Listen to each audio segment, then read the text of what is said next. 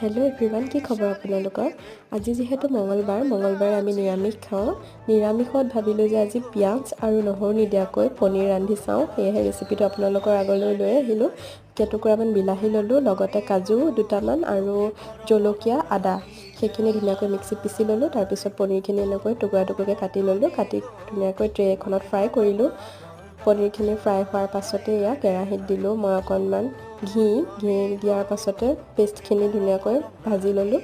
ইয়াত দিম এতিয়া নিমখ, হালধি, জিৰা আৰু লগতে বাকী মছলাখিনিও এড কৰি দিছোঁ। আৰু ফ্ৰাই কৰি থোৱা পনীৰখিনি ইয়াতে এতিয়া দি দিম। তাৰপাছতে দি দিছোঁ ঘৰতে বনাই থোৱা দৈ। আৰু দৈ দিছোঁ যিহেতু অকণমান টেঙা হ'ব, সেয়েহে মই অকণমান চেনি এড কৰি দিছোঁ সোৱাদমতে। আপোনালোকেও এড কৰিব পাৰে। মই ফাৰ্ষ্ট টাইম বনাই আছিলোঁ পিঁয়াজ আৰু নহৰু নিদিয়াকৈ, কিন্তু খাব বেয়া হোৱা নাছিল। আজিলৈ আহিছোঁ, চেনেলটো ছাবস্ক্ৰাইব কৰি দিব। বাই।